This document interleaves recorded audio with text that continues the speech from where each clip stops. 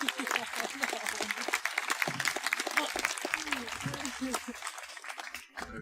hear me?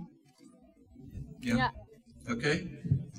Well, I don't know a great deal about the background of this event. I just found out about it. But my understanding is that there are essentially two issues that you're confronting. One is the issue of accountability. The second is the issue of university policy. So I'll say a couple of words about each of these. On the issue of accountability, there's really not much to debate. Paul George just mentioned that there is a standard for the use of force in international affairs. First of all, it's in the UN Charter. Any use of force in international affairs, or for example, any threat of force, such as the current threat against Iran, is a criminal offense. It's in violation of the fundamental principles of international law codified in the UN Charter. Alongside of that stands the Nuremberg Tribunal, which, as Paul just mentioned, defined aggressive war, as the supreme international crime, differing from other war crimes in that it encompasses all of the evil that follows. Well, the Iraq War is kind of a textbook example of aggression, which is also defined in the Nuremberg Tribunal. It's a perfect example. And that means that those responsible for the aggression have committed the ultimate crime, and that includes everything that followed, including the killing of hundreds of thousands, maybe over 1 million people, millions of refugees, the country virtually destroyed, so much so that Iraqis refer to it as comparable to the Mongol invasions. The sectarian warfare, which was inspired by it, and everything else, includes all the evil that follows. Well, there was discussion at Nuremberg about preemptive war. The Nazi foreign minister was tried, charged, and convicted and hanged for various crimes, of which one of the most serious was preemptive war. He supported the Nazi invasion of Norway at a time when Germany knew that the British were intending to invade Germany from Norway. So it was a clear case of preemptive war, but not considered a legitimate defense. He was hanged. In Tokyo tribunals, there was an argument by the Japanese war criminals that they were involved in preemptive war. Remember how the war that we were involved in started 10 years after Japanese aggression. They bombed 2 military bases in U.S. territories, which had been taken from their inhabitants with violence and guile half a century ago. They bombed those military bases because they knew, in fact they could read in the American press, that they were being prepared for a major assault against Japan, which would, as they could read, would incinerate the ant heaps in Japan in which those creatures crawled around. They knew that B-17s, flying fortresses, were rolling off the Boeing assembly lines and being sent there prepared to incinerate the ant heaps, and that they were even being sent from the European theater. At that point, they attacked the 2 military bases from which the attack was to be launched. That's what we call the date which will live in infamy. They tried to offer that defense, but it was not considered acceptable. They were hanged. Those are pretty clear cases of preemptive war. Now, the Iraq War does not rise to that level.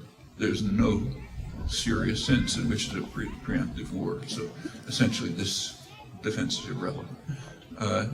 The Japanese and the Nazis, of course, professed the most noble ideals. In fact, it's hard to find a case of aggression and atrocities in history which are not defended that way. That was not considered a defense and shouldn't have been. Well, that's the standard. It's not that the Nuremberg standard is so noble. In fact, it was deeply flawed morally in ways we ought to be concerned about. The Nuremberg trials were based on the moral principle that a war crime is a crime that you committed and we didn't. So, for example, a heavy bombing of urban concentrations was not considered a war crime because the Allies did more of it than the Germans. German war criminals were able to defend themselves successfully if they could show that their American or British counterparts had committed the same crimes. So it's by no means a noble standard, but it's nevertheless a serious standard. At a minimum, a standard we should stand up for. The person who presided over the Nuremberg tribunals, U.S. Justice Robert Jackson, addressed the tribunal in an important address, and he said, we are handing these defendants a poisoned chalice, and if we ever sip from it, if we ever do something similar, we must be subject to the same judgments. Otherwise, this trial is a complete farce. Well, that poses the question of accountability. Do we say that the trial was a complete farce, or do we accept even that limited standard? There's no question of the applicability of the charges. It seems to me that essentially finishes the question of accountability on the core issue. The question remains, we have to make a decision. But what about the question of university policy? Well, there is a principle which I think is defensible. In fact, I pretty much accept it, and always have, that the university should not consider the extracurricular activities of its stakeholders, students, faculty, staff, anyone who's there.